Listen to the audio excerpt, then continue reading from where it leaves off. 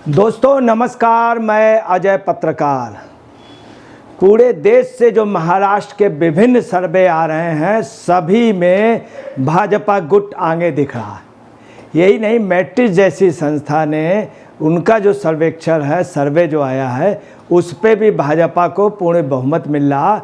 आधी से ज़्यादा सीटें भाजपा को क्लियर कट मिल रही।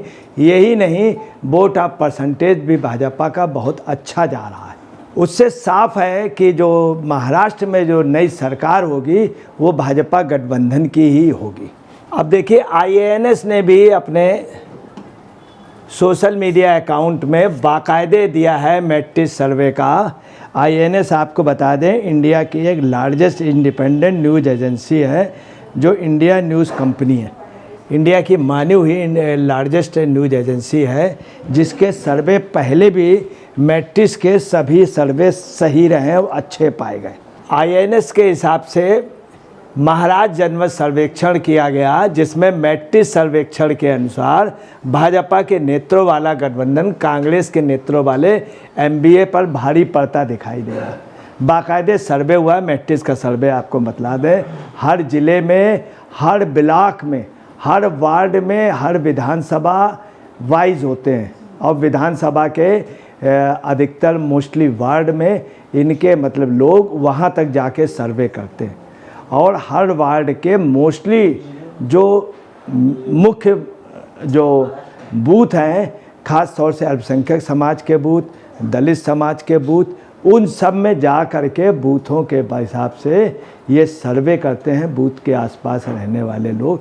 उसके बाद ये लोग अपना सर्वे डिक्लेयर करते हैं। जब ये सारे कुछ कलेक्ट कर लेते हैं विधानसभा वाइज और वोट ऑफ परसेंटेज, तब मैट्रिक्स का सर्वे आज से नहीं, शुरू से बहुत ही अच्छा और बिल्कुल एक्यूरेट माना जाता है।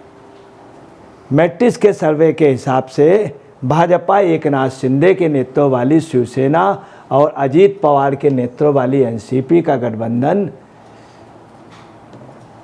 कांग्रेस SSUBT और NCP-SP पर आसान जीत दर्ज करने का अनुमान है, जिसमें पूर्व आसानी से 145 का आधे का रास्ता पूरा हो जाएगा। मैट्रिक्स सर्वे के साथ मैट्रिक्स सर्वे का साफ है कि भारतीय जनता पार्टी का गुट जो है वहाँ पे काफ़ी मजबूत बैठ रहा है। ख़ास तौर से भारतीय जनता पार्टी का नेतृत्व और वहाँ की एकता, इन लोगों का एक नेता होना, और जो शिवसेना का सिंबल, शिवसेना का पार्टी, साथ में अजीत, साथ में शरद पवार वाली घड़ी का सिंबल, NCP का सिंबल जो है वो अजीत के पास होना, जिसकी वजह से NCP के शरद पवार को प्रॉब्लम हो रही है, उनको वोट नहीं मिल रहा। उधर शिवसेना NBT को, चूँकि बोर्ड और कैडर जो है सिंबल वो सब भाजपा के साथ है, ये एक वजह भी है।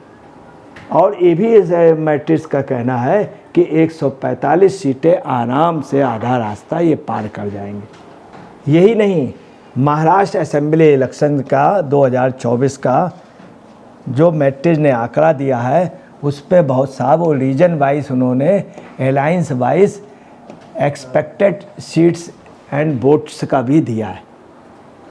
क्या अनुमान है ये भी दिया है, सब रीजन वाइज दिया। देखिए, रीजन के हिसाब से वेस्ट महाराष्ट्र जो है, वेस्टर्न महाराष्ट्र में टोटल 70 सीटें हैं। वेस्टर्न महाराष्ट्र में टोटल 70 सीटें हैं, जिसमें अब इसमें जो है महाविकास को 29 से 32 नियर अबाउट 30 के लगभग सीट मिल रही, 40%। यहीं पे अब समस्या ये है, वेस्टर्न महाराष्ट्र जो कांग्रेस का गढ़ था, वहाँ भाजपा इनको बहुत ज़्यादा लीड कर रही। कांग्रेस गठबंधन के 40% से ज़्यादा भाजपा गठबंधन जो है 48% मिल रहा, 48, और उसकी सीटें 31 से 38 मिल रही, लगभग 38 के लगभग। तो कांग्रेस का जो गढ़ था महाराष्ट्र, वेस्टर्न महाराष्ट्र, वहाँ पे कांग्रेस बुरी तरह से पिछड़ गई है। वोट ऑफ परसेंटेज में भी पिछड़ी है और सीट पे भी पिछड़ी। 48% का मतलब ये होता है कि बीजेपी, अगर बीजेपी का परसेंटेज ऐसे बढ़ता रहा जिस तरह से बीजेपी लीड कर रही, तो बीजेपी का अगर 50% से अबव हुआ तो हो सकता है कि ये जो 70 सीटें हैं इसमें बीजेपी 50-60 सीटें जीत सकती है। जब भी मतदान जब भी किसी भी पार्टी को 50% से अबव मिलता है तो उसकी सीटें जो हैं वो 70-75% से ज़्यादा होती हैं, 80 के लगभग 80% उनकी सीटें होती।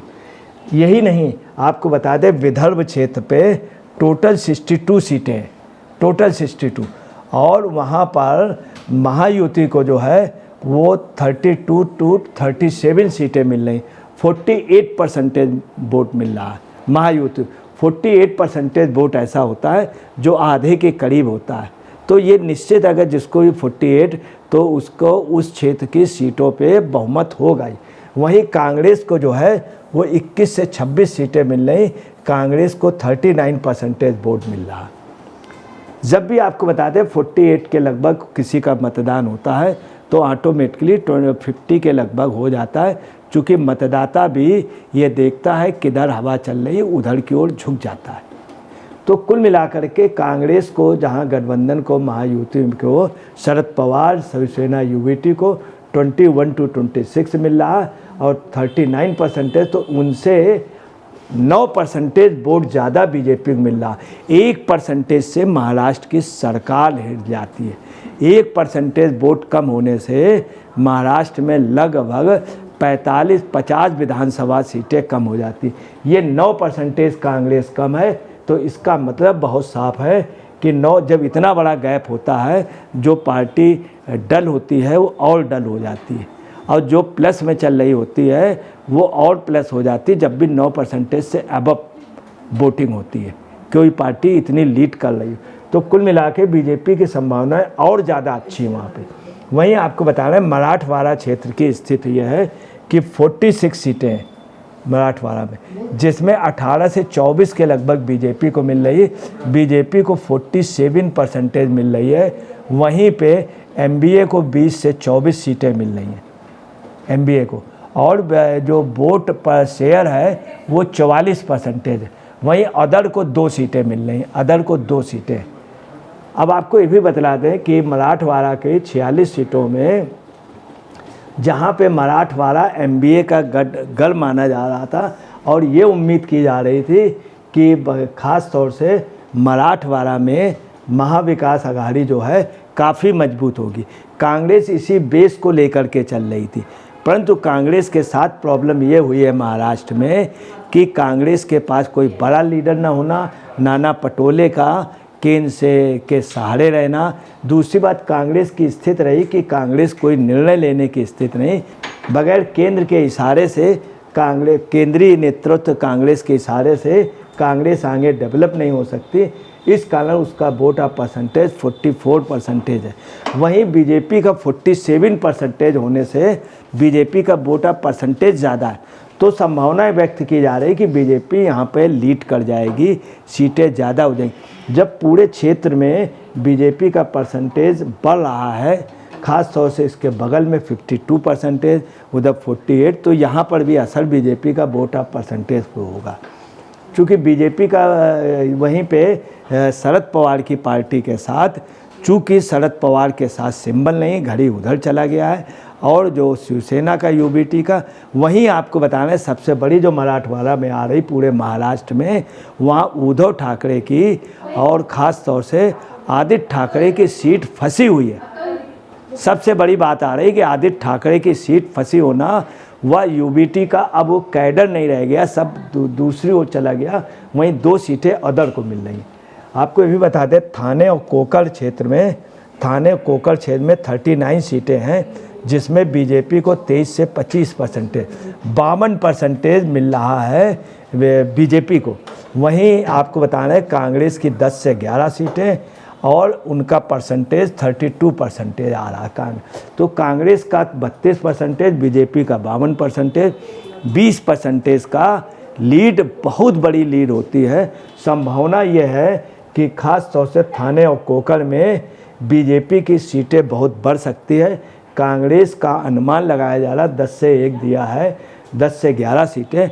वहीं कांग्रेस का खास तौर से कांग्रेस गठबंधन के अन्य दलों का कहना यह है कि कोकर और थाने में हो सकता है कि कांग्रेस गठबंधन की सीटें 5 से क्रॉस न कर पाए, क्योंकि वहाँ पे एक तरफा हवा चल रही है बीजेपी गठबंधन की। ख़ास तौर से फडणवीस की, वहाँ पे देवेंद्र फडणवीस की एक अलग सम्मान है। मोदी योगी की रैलियाँ महाराष्ट्र में बहुत ज़्यादा पसंद की जा रही हैं, ये भी एक वजह है।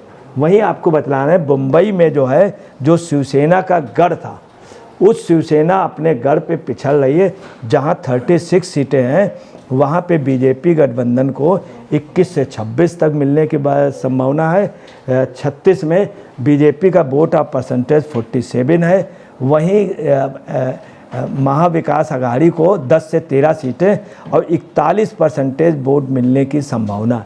शिवसेना जहां पे सबसे ज़्यादा लीड करती थी, वहां पे इनका वोट ऑफ परसेंटेज और सीटें घट जाना 10 के लगभग आ जाना 36 में, ये साफ है।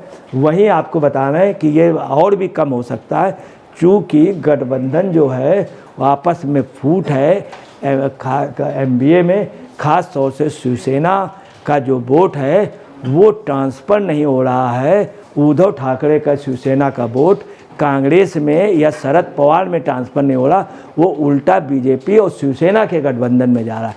ये एक बहुत बड़ी बात आ रही पूरे बॉम्बे में और पूरे महाराष्ट्र में। वहीं आपको बताना है, नॉर्थ महाराष्ट्र में 35 सीटें हैं। 35 में से 14 से 16 सीटें बीजेपी को जीतने की संभावना है, 45% और 16 से 19 तक कांग्रेस को, MBA गठबंधन को 47। यहाँ आपको बता दें, नॉर्थ महाराष्ट्र में जो स्थित है, वहाँ पर कांग्रेस के गठबंधन की स्थिति मजबूत लग रही थोड़ी, मगर मोदी की अभी रैली बाकी है। आपको बता दें, मोदी की रैली होते ही नॉर्थ महाराष्ट्र में, ख़ास तौर से गुजरात से जो एरिया लगा हुआ है और महाराष्ट्र से और जो मध्य प्रदेश से लगा, शिवराज सिंह चौहान, मोदी, इनकी जो ही रैलियां वहाँ पे शुरू हो जाएंगी, अभी शुरू हुई हैं, तो आपको बताना है गुजराती मतदाता और मध्य प्रदेश का प्रभावित मतदाता शिवराज सिंह के कहने पे, तो सब ये बीजेपी में दिखेगा। इसलिए यहाँ पर भी लास्ट में टोटली पिछड़ने की संभावना कांग्रेस गठबंधन की निश्चित है, चूँकि सब लोग वेट मोदी का और मध्य प्रदेश के नेताओं का कर रहे हैं। वहीं आपको बता दें, टोटल आपको बताना है 288 सीटें हैं, जिसमें आपको बताना है कि महाविकास आघाड़ी दल को 41% से ज़्यादा वोट मिलने की संभावना नहीं, लगभग 40 के लगभग। जिस तरह बीजेपी लीड कर रही है, तो मतदाता भी उधर ही झुक जाता है जो पार्टी लीड कर रही होती है। अगर वो परसेंटेज 9 से ऊपर होता तो उधर, तो उस हिसाब से कांग्रेस का घट सकता है और कांग्रेस 106 से 126 के लगभग। वहीं आपको बतला दें कि बीजेपी गठबंधन की जो संभावना है वो 145 से 165 सीटों के लगभग 47%, मतलब 6% का जो ये वो है लीड बीजेपी की, ये काफ़ी। वहीं आपको बताना है, RSS का सर्वे भी वो पब्लिश नहीं होता, उनका इंटरनल होता, उस पर भी बीजेपी लीड करती हुई नजर। सबसे बड़ी बात मैं आपको बता दूं, शरद पवार ने जो अपना इंटरनल सर्वे कराया है, उसमें बहुत साफ उन्होंने इशारा दे दिया, जिस दल के ज़्यादा विधायक होंगे उसका ही CM होगा। बहुत स्पष्ट इशारा है कि उन्होंने कांग्रेस को भी एक लेसन दे दिया है कि तुम्हारे नए MLA ज़्यादा होंगे, और ख़ास तौर से शिवसेना UBT को उनका इशारा साफ है, भाजपा के MLA ज़्यादा होंगे, भाजपा के गुट के, उनका ही बनेगा CM। ये उन्होंने बहुत स्पष्ट शब्दों में कह दिया, जिसके चूँकि शरद पवार की भविष्यवाणी हमेशा सही निकली। जिस तरह से आदित्य ठाकरे और उद्धव ठाकरे अपनी सीट बचाने में लगे, कांग्रेस का वहाँ पर काफ़ी नुकसान हो रहा है और कांग्रेस के वोट, उनके शेयर ट्रांसफ़र नहीं हो रहे हैं। ये एक समस्या आ गई। शरद पवार का जो वोट है, अगर शरद पवार का कैंडिडेट नहीं है तो अजीत के फेवर में जा रहा, बीजेपी के फेवर में जा रहा। शिवसेना का जो वोटर है, जहाँ पे शिवसेना का नहीं है UBT का, वो टोटल भाजपा को जा रहा। दूसरी जहाँ पे UBT का है, उसको भी शिवसेना का वोटर नहीं दे रहा। इस हिसाब से बीजेपी क्लियर कर लीड लेती नजर आ रही है। आपको ये भी बता दें, सबसे बड़ी बात आ रही है कि यहाँ पर नागपुर में और अमरावती क्षेत्र पे, नागपुर और अमरावती 2 क्षेत्र ऐसे हो गए जहाँ बीजेपी जबरदस्त मजबूत है। उसकी वजह है देवेंद्र फडणवीस की पूरे महाराष्ट्र में एक अलग इज्जत बढ़ी है कि देवेंद्र फडणवीस ने कभी किसी से कड़वा नहीं बोला, किसी का नुकसान नहीं किया, महाराष्ट्र को अच्छे ढंग से चलाया, कोई भी आरोप नहीं, उनके समय कोई घपला नहीं हुआ। और ख़ास तौर से भागवत का आशीर्वाद देवेंद्र फडणवीस के साथ है, संग भी लगा हुआ है। इधर आपको बता रहे हैं सबसे ज़्यादा जो है अमरावती में और ख़ास तौर से विनोबा भावे के एरिए पे, वहाँ टोटल भाजपा का, नागपुर में भाजपा का और वर्धा में भाजपा की ज़बरदस्त इस समय पर पूरे एरिए पे इस समय आपको बतलाना है कि देवेंद्र फडणवीस की ज़बरदस्त ये दोनों reason BJP clear cut lead कर रही। वहीं आपको बता दें ख़ास तौर से औरंगाबाद जो क्षेत्र है, औरंगाबाद रीजन में जलना और परभान, हिंगोली, बीड, नांदेड़ आपको बताना है यहाँ पर जो सिख मतदाता था, पहली बार सिख मतदाता महाराष्ट्र में टोटल भाजपा को जा रहा, नांदेड़ में और भीड़ में अच्छी आबादी तो सिख मतदाता जा रहा है, बैकवर्ड टोटल जा रहा, दलित जिस तरह से नाराज़ है कांग्रेस से, तो इस वजह से वहीं आपको बता रहे कोकल रेंज टोटल भाजपा में है, ये बात कांग्रेस भी मान रही है। तो कुल मिलाकर के आप देख लीजिए कि जो स्थित है, योगी का वहाँ जादू चल रहा, सारे दल परेशान हैं, खड़गे वगैरह कांग्रेस का इस समय योगी और मोदी के रैली से सब उनके आगे सब चूँकि कमज़ोर पड़ रहे हैं। वहाँ पे लीड जो है मार्टिस का सर्वे और तमाम सर्वे कांग्रेस वगैरह साफ है कि भाजपा बहुमत में आ रही। दोस्तों नमस्कार, मैं अजय पत्रकार।